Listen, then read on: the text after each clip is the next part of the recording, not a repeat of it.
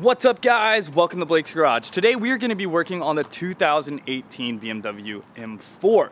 Now, why are we doing this? Well, we are going to be tuning this thing tomorrow. We're going to throw it on the dyno again with Travis up at Snail Performance. Before we do that, everyone recommends to change the spark plugs. So what we're going to change over to is the NGK laser iridium spark plugs. These are the premium ones. Now, when you use these, you are not going to use any anti-seize. So you do install these dry. I'm just going to put that off right now. Then we are going to gap those plugs and we're going to install them. So what we're going to do is a DIY of how to change the spark plugs on your S55.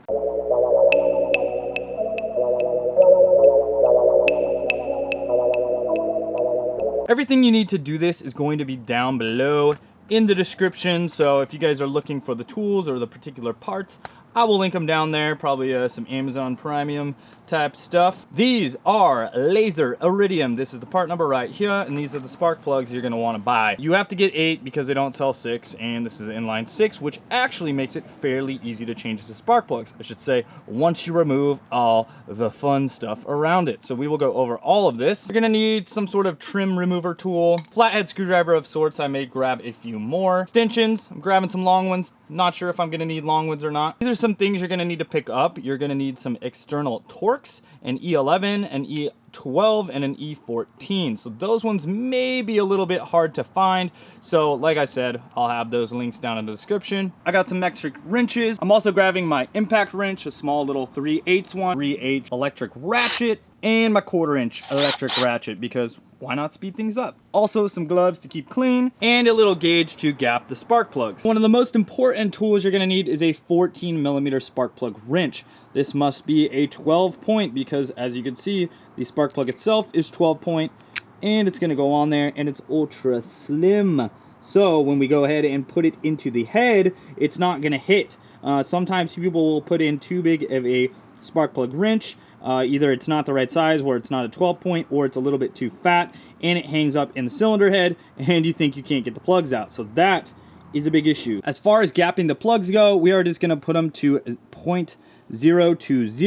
If you have aftermarket turbos, most tuners recommend you to run 0.018 for the gap on the plugs. Go ahead and gap all of these to 0.020. So all I could find were some old feeler gauges I had, but I used the 0.020 and the 0.021. I'm just gonna show that this is gapped correctly. This is at 0.020. As you can see, it slides right in. This is a feeler gauge at 0.021, and we'll try it, and it is not going in. So we know that this plug is gapped correctly. I did this to all 6. Now we can go ahead and start removing stuff. Taking a look at the S55 engine right here. As you can see, BMW, like all manufacturers nowadays, just gives you this fake little cover. So we'll go ahead and rip that off. But ooh, it does have that sick M badge, so that makes it sweet. After that, we're gonna go ahead and remove the cowling. So we got a little clip right here, which we'll use a chingadera tool or a clip remover for plastiques. We have these little plastic nuts up here, which we will remove here, here, here, here, here, and then there should be some stuff under here after that. As far as these little cowl bolts go, you can actually do them with just your fingers. They just turn 90 degrees. Basically, you'll see a little arrow on there, so you just give them a little spin, and that will disconnect this area. This little guy, I'm just gonna use my flathead, just kind of take it up in the middle there. I'll use my little like chingadera tool here. Oh, and I will drop that and lose it forever. Perfecto. Nice. These will actually just kind of slide out pretty easily. I take this one off on this side. Don't lose this little piece like I did last time. Right. Take that piece out, set it aside. Kind of have that back area exposed right there. Pry these 2 little covers off real quick. What we're trying to do right now is remove this aluminum strut tower brace. It goes from aluminum to carbon fiber, as you can see, super, super sick. But it does have quite a few things that we need to remove. So we're gonna remove these little damper connectors. So all you gotta do on those is just kind of press down and pull out. Pretty simple, they unplug. I'm gonna take these little chingaderas out as well. There's 1, 2, looks like just 2 right there. And we'll do the same thing over here. All right, with those pulled up, let's remove this little cover right here. I'm gonna take these little guys out. Things are super easy to lose, so just try not to. And I guess I gotta pull out this little guy. Pulling back this little rubber piece, we're gonna expose these E sockets right here, which we are going to remove those, and those. Remove all the fasteners necessary to remove the strut brace right here. So we'll go ahead and take these off here, these off here. Go ahead and take these off here, these off here, these off here. All three of these bolts look like this. They're about that long, whereas the ones on the front of the brace are much shorter. 10mm bolt on the overflow right there. Now let's see about this strut brace. Okay, we can just pull this out, and oh my God, that is lightweight and freaking sweet. I like that. We're gonna put it in the grass. That way we don't scratch it up. Oh man, the engine compartment doesn't look as cool. Gonna continue to work on the back bracing now. This looks like the E12 on all of these aluminum ones. I'm gonna go ahead and break these all off. That way we can access this area right here. Top two are 16mm. And set those aside. Remove all of the E12s. These three are all about yay size. All of these bolts have been E12s and they've all been the same size, so that makes it very easy to remember where they go. Right here we have an E14. Same goes for right here, an E14. Disconnect the EDC, the electronic damper control. Go ahead and put it right under there. That way when we take this little piece off, it can slip through the hole. The frame of the car is all negatively grounded, so you want to disconnect your battery. So you're gonna wanna do that. Disconnect your battery and then remove this. If you arc this out, you could have a fire, so don't do that. Looks like I have one more additional 10mm that's torquing this down. I'll go ahead and remove. That is another one for the overflow. Okie dokie. Boom. There we go. Very nice piece of M engineering right there. Awesome. Let's put that aside. So we're gonna move on to the turbo inlet pipe. Took that off. Now, so we don't drop anything into the turb skis, I'm just gonna go ahead and put a microfiber right in there. That way we don't drop anything to the turbine area. That would not be good. Remove the charge pipes. I think all I gotta do is one side. We'll kind of see how that comes off the intercooler. That is an E something. Don't drop the bolt. It's the most important part. Good to go. Bolt looks like that. It's kind of crazy looking, and you can see it's an external torque. So yeah, don't lose that. Thread this little overflow tube out of here. Boom, like that. There are also 3 more on the other side, so do the 3 more over on this side. Let's see if we can't get this little plastic guy off of here. Okie dokie. Right, so now you can see we got full exposure to the top of the valve cover. So we're gonna go ahead and just kind of rip this off the intercooler right here. Already disconnected it, so let's get it off. This is kind of squeezed in there, and be gentle to this, because this is going into the turb ski. There is the front charge pipe. Pretty easy actually to get off. As far as this charge pipe goes, there is 1 more bolt on the front, another one of those external torques. So I'm gonna use the same socket and we'll get that. This one you can kind of get your hand around. You're gonna have to use a swivel socket on the end of an extension. Kind of get it down there and get it out. This is where you're gonna wanna have something in the turbo as well. That way you don't drop this little bolt in there. That wouldn't be good. We don't want to do that. There is the same style little bolt for that. Disconnect that other charge pipe right here, just kind of prying off.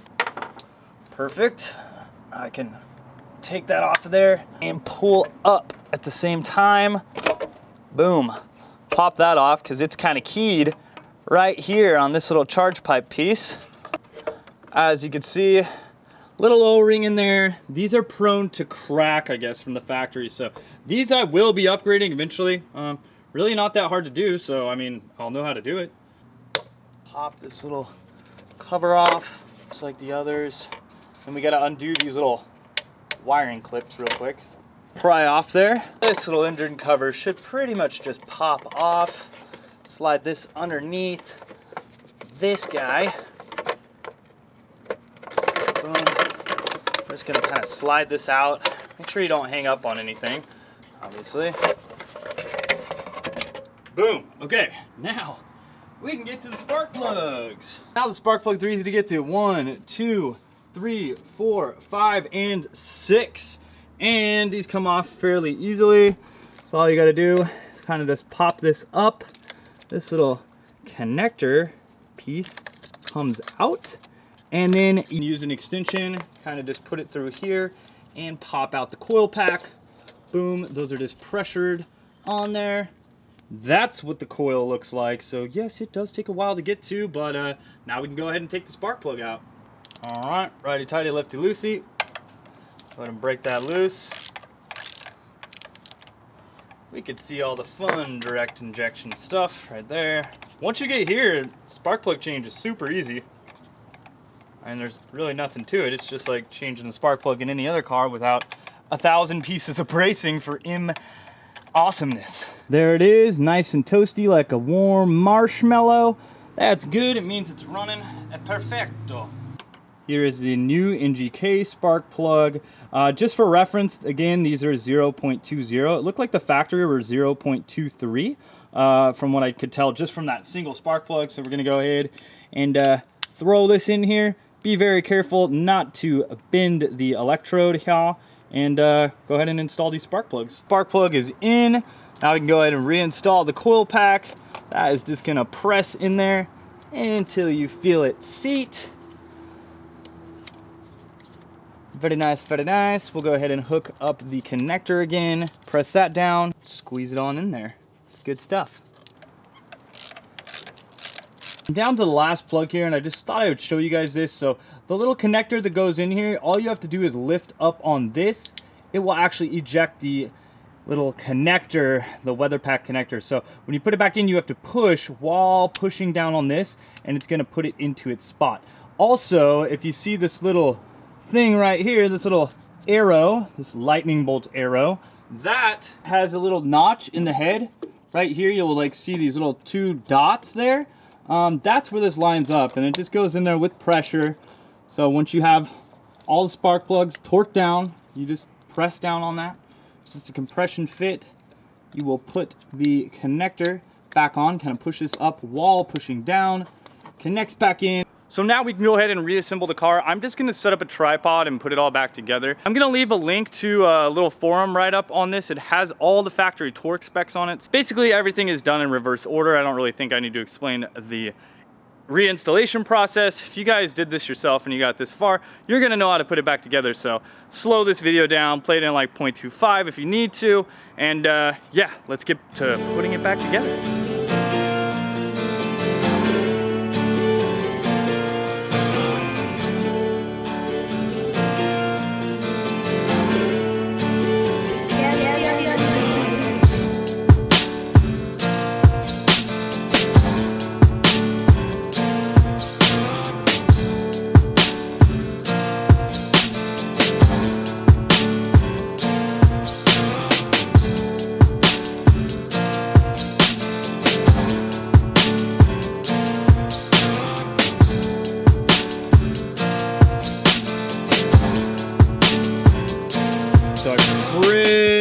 I'm wrapping it up. I'm just getting the strut brace back on. You saw a little fast motion, if you will. I'm gonna go ahead and put the carbon fiber strut brace back on. We went ahead and torqued down all of these E, whatever these are, E somethings. Just buttoning all this stuff up, putting up all the caps, putting all the plastics back on, screwing this up by pressing it in too far. I think I can put the carbon fiber strut brace back on. I went ahead and tightened back up the intercooler piping. These are the charge pipes right here, that turbo intake right here, the inlet pipe, if you will, right there. Did the other ones down here, bolt those bolts, tighten those all up. Got the spark plugs replaced. Pretty simple. Really, it's time consuming. You do have to take off a lot of stuff, but I mean, altogether, it's pretty straightforward. It's not actually that difficult. You just have to have a few specialty tools. So let's wrap this up. El carbon fiber. Actually, I gotta just tightening up the strut brace. Oh yeah. Put all the seals back up. You want to put this back up so it doesn't leak on the spark plugs. That's literally what this whole thing I think is for, is so that you don't get water built up on the spark plugs. They do a lot to prevent that.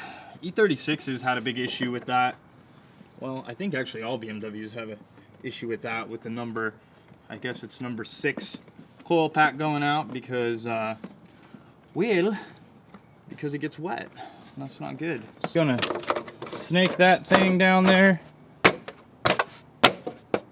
All feels good, all looks good, all is well. Awesome, that worked out great. This underhood light is freaking amazing. Makes everything very, very easy to work on, so that was awesome. Like a little bit dark, but let's see if it starts. That would be good.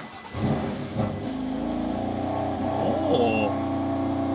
Awesome, guys, so the car is running great. That was pretty straightforward to do. It did take probably about 2 hours for me to get done, just because, well, I ate some food and had to take quite a bit apart, and I was also filming. That also always takes much longer. But I mean, if you just started busting this thing apart, I think you can get it done probably in about an hour and a half. I would assume if I were to do this again, I could probably do it hour 10 minutes, something like that, I would think, just because I know how it all comes apart. Pretty straightforward as long as you have all of the tools, which I'm gonna put down in the description down below. That way you guys can do this. Yeah, guys, let's get this thing ripping on the dyno tomorrow. Make sure to subscribe if you have not. More videos to come soon. We're gonna get some more power out of this bad boy with these good plugs, and see what we can do. Maybe even some E85 in the future. That'd be sick. All right, guys, we'll talk to you soon. Later, and wrench on.